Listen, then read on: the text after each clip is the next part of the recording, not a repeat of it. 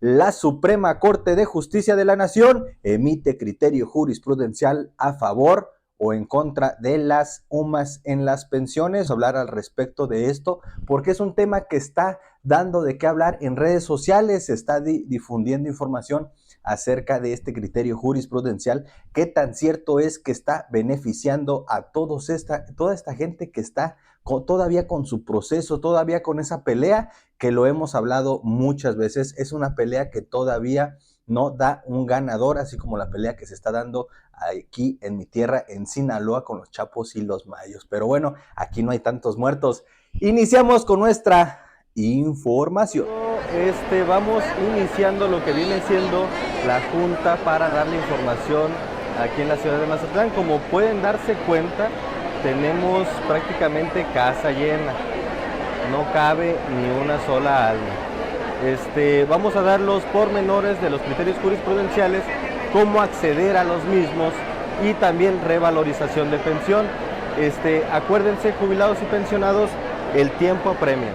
La unidad de medida de actualización, esa reforma que se dio en el sexenio de Peña Nieto, que aunque seamos los dos Peñas, ese Peña no está emparejado conmigo, entonces no nos comentes aquí que somos algo de Peña Nieto, porque no es cierto. Peña Nieto, bueno, esa reforma 2016 empezó de tal manera que los mexicanos no nos diéramos cuenta. Siempre lo he dicho, quien no conoce su historia está condenado a repetirla.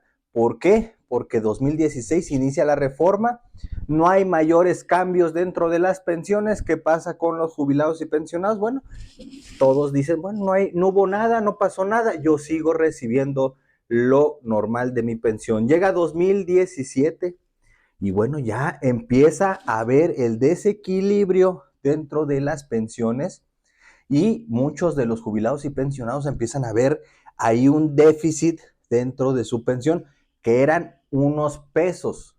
Ojo, empezaron así despacito, 2017 eran unos pesos, decían, bueno, la afectación era del 8%, no es tanto, ¿para qué hacemos tanto circo, maroma y teatro? ¿Para qué hacemos tanto ruido?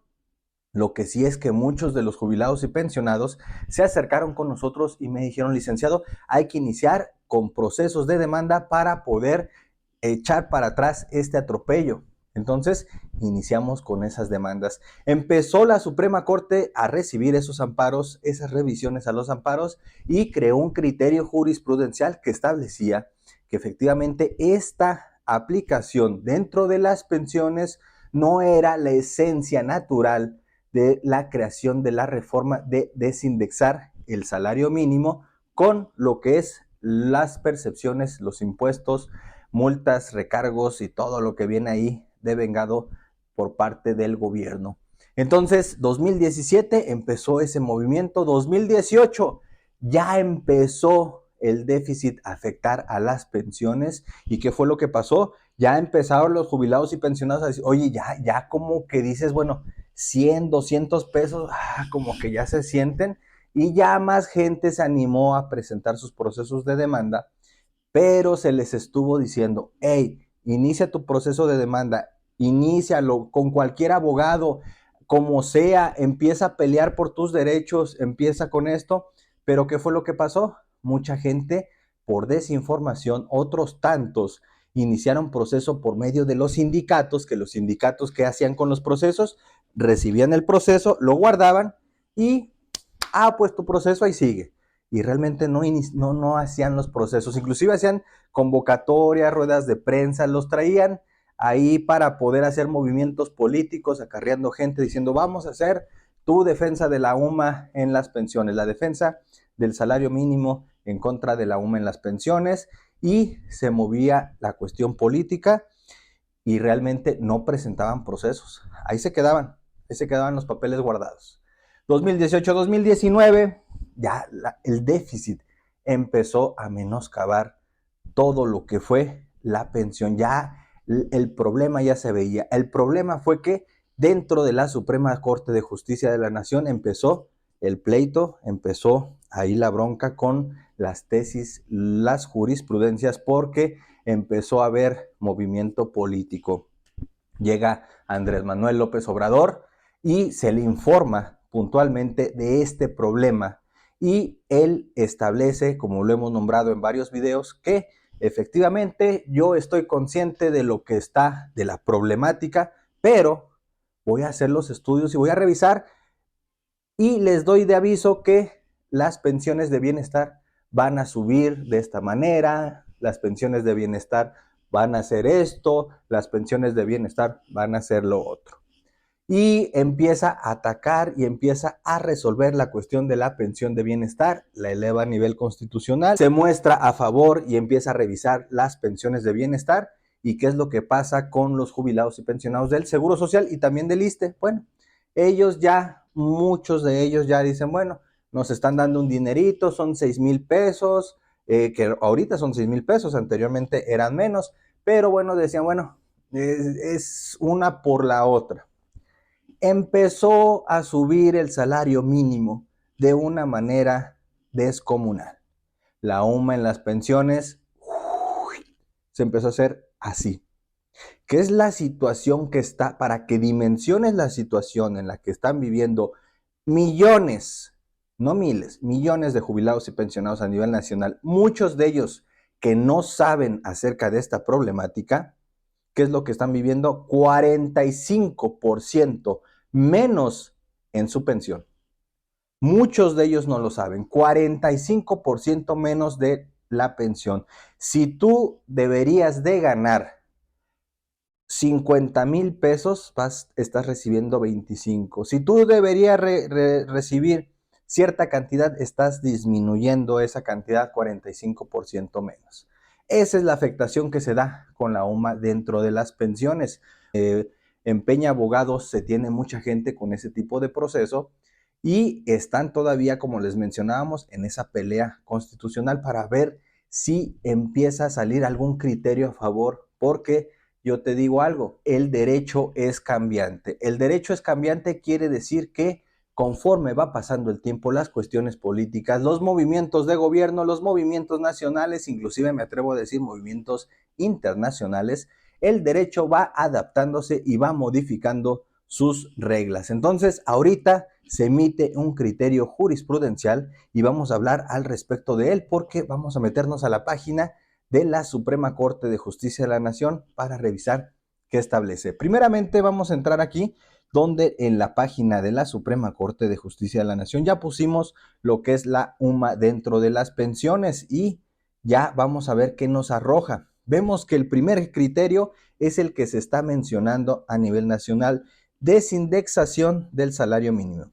La reforma constitucional en la materia no establece una regla absoluta de sustitución del salario mínimo por la unidad de medida de actualización, sino una regla de juicio aplicable caso por caso. Ahorita lo vamos a explicar, pero vámonos más abajo para ver los criterios que establecen. Aquí tenemos varios criterios.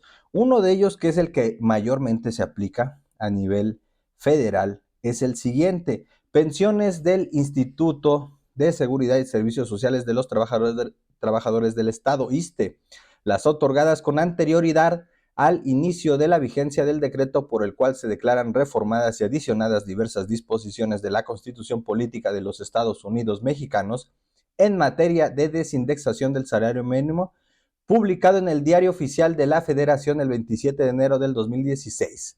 La reforma venenosa del 2016 deben cuantificarse en base al valor de la UMA y no en salario mínimo. Es la que están ahorita aplicando de cajón 2023 y ya nosotros estamos aplicando otras que vienen más abajo.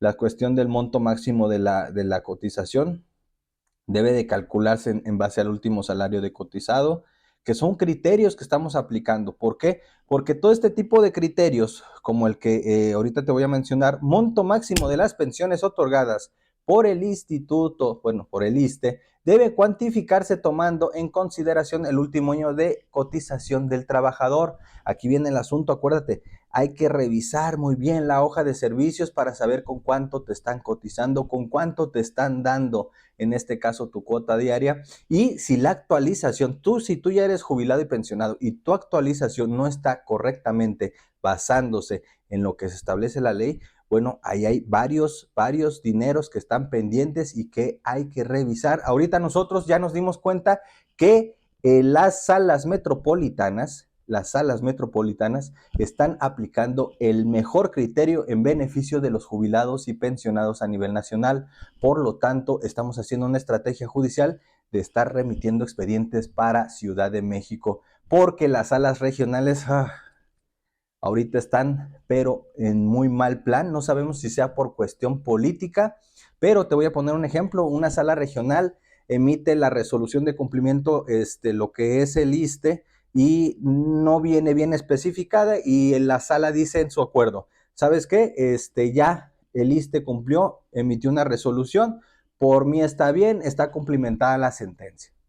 Y nosotros decimos, oye, pero aquí tenemos una prueba que debes de tomar en cuenta, que es una pericial contable, para establecer los incrementos y cómo se debe de dar en base a lo que se emitió en la sentencia. No la toman, dan por cerrado ese proceso. En Ciudad de México, más sin embargo, ahí sí están tomando cartas en el asunto, se hace todo ese diagrama de saber con claridad, cómo debe de ser, cómo debe de estar incrementada la pensión, cómo debe de estar cuantificada la pensión y cómo se establecen las reglas en base a los lineamientos de la sentencia. Son más estrictos en eso, ¿por qué?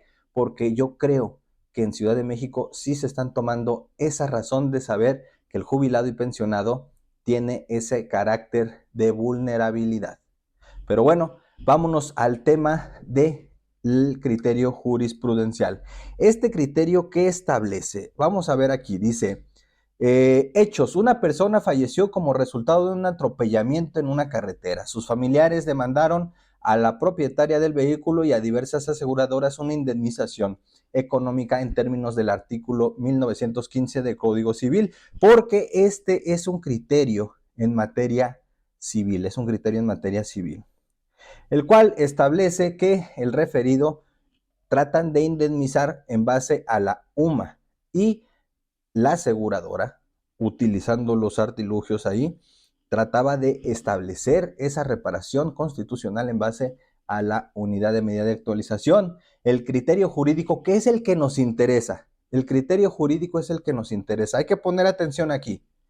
El artículo 123, apartado A, fracción sexta constitucional, no contiene una prohibición absoluta de utilizar el salario mínimo como base de cuantificación.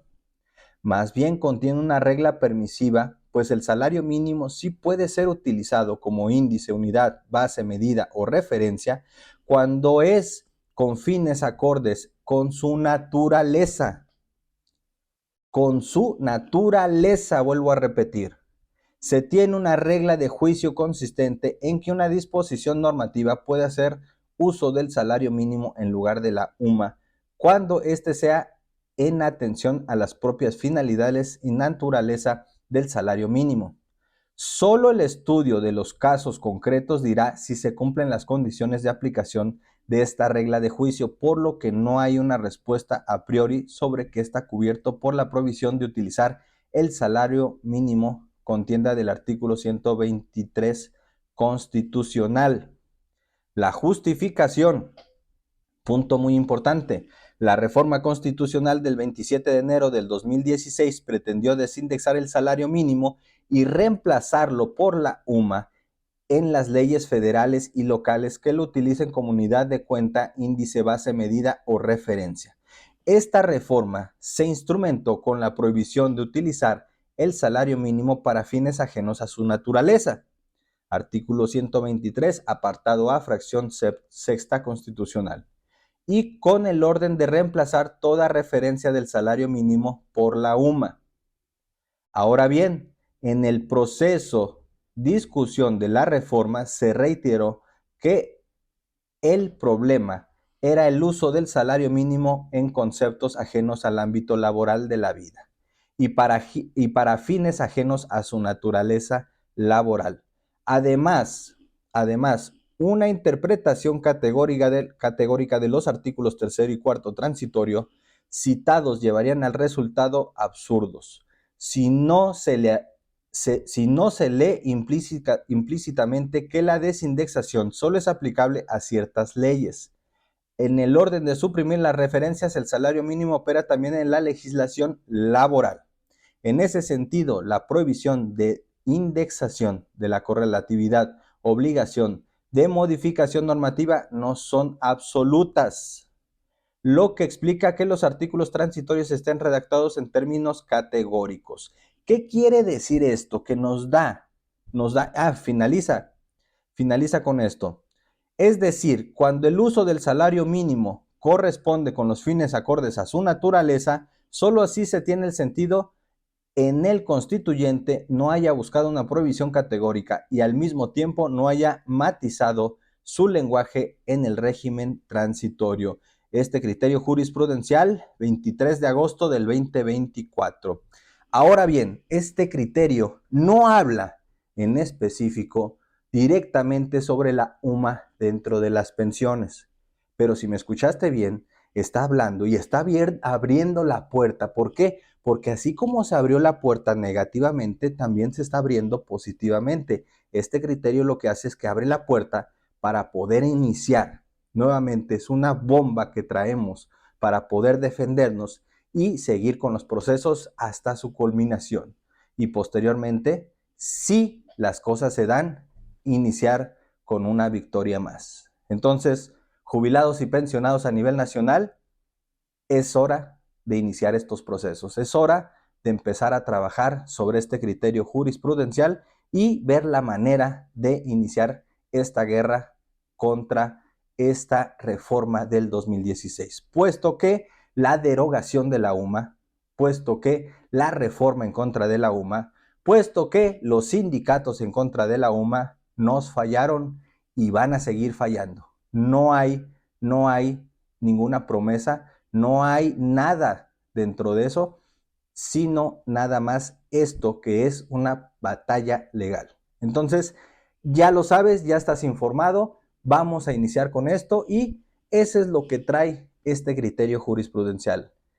Déjanos tu comentario si tienes alguna duda. Más adelante seguiremos subiendo información acerca de la UMA en las pensiones y espera nuestro próximo video. Gobierno autoriza pensiones sin estar laborando. Finalizo con esto y recuérdalo muy bien. Si no hay justicia para el pueblo, que no haya paz para el gobierno. Un proceso jurídico con algún abogado en lo particular. Yo veía la colaboración, la participación de algunos secretarios generales que dan 3 opciones. Le voy a pedir al compañero Arnoldo que si las tiene a la mano nos las diga, por favor. Entonces, como les digo, es para quienes quieran. Ahora, lo que tiene el proceso judicial muy avanzado con su abogado, y ya tengan casi la sentencia a favor, pues síganlo con su abogado, es lo que nosotros decimos. Pero si apenas van a empezar o tienen ciertas dudas con su abogado, al CENTE, porque el CENTE ni les cobra y lo hace todo en forma de paquete.